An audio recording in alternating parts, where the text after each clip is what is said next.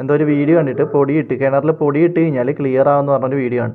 നമ്മളെ പേജിൽ മുന്നേ ഒരു കോളയുടെ കൂത്തുറമ്പ് ചെയ്ത വർക്കിന്റെ വീഡിയോ ഇട്ടിട്ടുണ്ടായിരുന്നു. ആ വീഡിയോ കണ്ടിട്ട് അതിന്റെ അടുത്തിൽ ഒരാൾ വിളിച്ചിട്ടുണ്ടായിരുന്നു. കസ്റ്റമർ പറഞ്ഞത് വീട്ടിൽ ടാങ്കിലേക്ക് വെള്ളം അടിക്കുന്ന സമയത്ത് ചളിയും മണ്ണാണ്, അപ്പോൾ ഏത് ടാപ്പ് തുറന്നാലും ചളിയും മണ്ണിനെ വന്നുകൊണ്ടേ ഇരിക്കുന്നതാണ്. നമ്മളപ്പോൾ സൈറ്റിൽ പോയി എല്ലാ സ്ഥലത്തും ചെയ്യുന്ന പോലെ വെള്ളം ടെസ്റ്റ് ചെയ്ത് ആൾക്കൊരു കൊട്ടേഷൻ കൊടുത്തു. അപ്പോൾ ആളെ വീട്ടിൽ ടാങ്കിൽ നിന്ന് ഇറങ്ങുന്ന രീതിയിൽ നമുക്ക് ഗ്രാവിറ്റിയിൽ ഒരു ഫിൽറ്റർ വെക്കാൻ പറ്റുന്നതുകൊണ്ട് ഒരു 1354 മൾട്ടിമീഡിയ അയൺ റിമൂവാണ് നമ്മൾ സജസ്റ്റ് ചെയ്തിട്ടുണ്ടായത്.